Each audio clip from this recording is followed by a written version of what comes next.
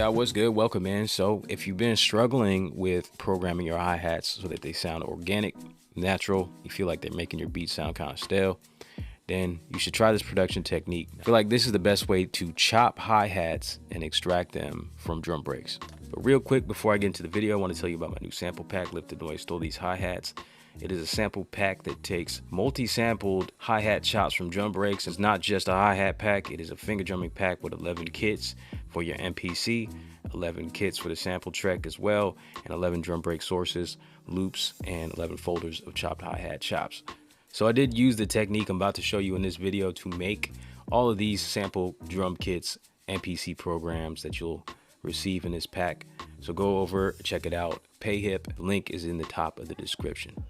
All right, so I've got this hi-hat right here. As you can hear it, it's got 4 samples on one pad and it's utilizing the cycle, and I'll walk step by step on how I put this together.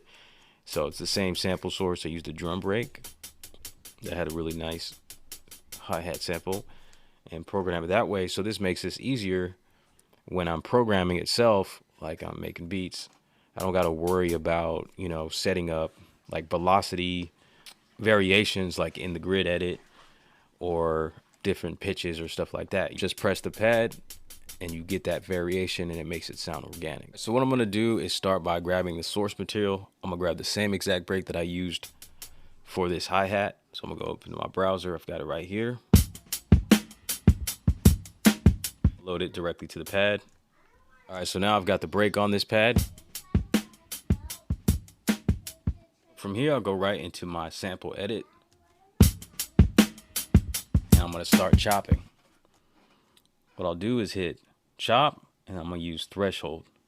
So threshold will hit like the transient points. I'm going to take the threshold back a little bit so that it's a little bit more sensitive and includes more of the transients. And that looks about good. So I've got a different chop wherever I see like a peak. So the transient is where a peak is at. And you can tell where a new percussive part of the drum kit is hitting. Now a key thing that I'm going to do here is I'm going to turn link slices to off. And the reason I'm doing that is, see, if I put it back on, what I'm going to do is I'm going to go through and I'm going to delete every single sample that is not a hi-hat. So for example, if I were to delete this one here, then it becomes one chop, and now I've got a hi-hat with a kick, and I don't want that. So if I undo that and hit link slices, turn that off, and I delete this kick here, now my hi-hat is chopped right there by itself without bringing the rest of that audio into one slice. So that's ideal. So now I'll just go through with this eraser tool and delete everything that's not a hi-hat.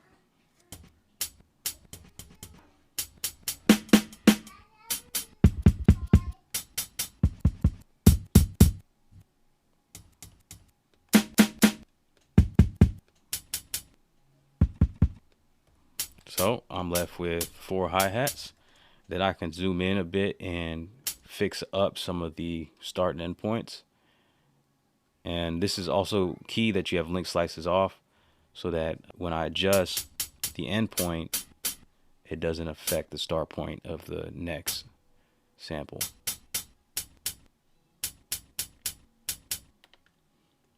Go back, I'm going to do start points here a little bit and just fix those up a bit.